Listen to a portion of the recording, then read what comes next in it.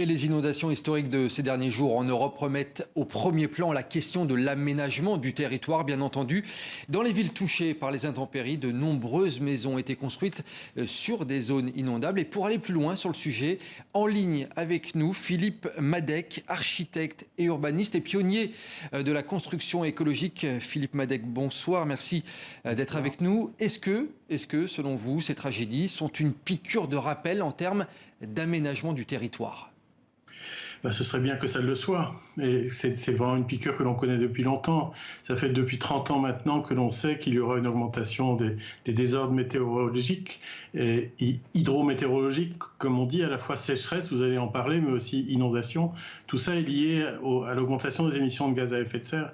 Je vous ai entendu réfléchir sur que faut-il faire finalement pour réduire ces précipitations. Faut-il utiliser la science? La première chose à faire, c'est de réduire nos émissions de gaz à effet de serre de telle manière que l'on retrouve une situation équilibrée entre l'homme et la nature.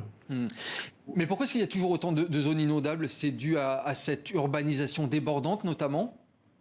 Alors ça n'est pas dû qu'à l'urbanisation débordante, c'est lié, vous le disiez très bien, à l'aménagement du territoire, c'est-à-dire à un ensemble qui prend à la fois, bien sûr, l'urbanisme, mais aussi les infrastructures et aussi l'agriculture, puisque l'artificialisation des sols, qui est à l'origine du fait qu'aujourd'hui les terres finalement se gorgent moins d'eau, sont autant portées par l'agriculture industrielle que par l'urbanisation et par l'installation des infrastructures. Et notre relation au territoire nous a constamment amené à réduire la place laissée à la nature, et notamment les fleuves, vous voyez, les rivières. On a réduit les lits des rivières et des fleuves, on les a canalisés, on les a busés. Certaines, on les a même recouvertes pour pas qu'elles viennent gêner et l'urbanisation et l'agriculture. Donc il nous faut retrouver une relation rassérénée à ces éléments de la nature, de telle manière que finalement elle retrouve sa place, ce qui est le minimum pour que nous soyons tous dans une situation paisible pour vivre ensemble sur cette terre. Philippe Madec, en 30 secondes, pourtant on construit encore et toujours dans ces zones inondables, c'est assez paradoxal. Est-ce qu'on pourrait se demander si c'est pas déjà trop tard en fait?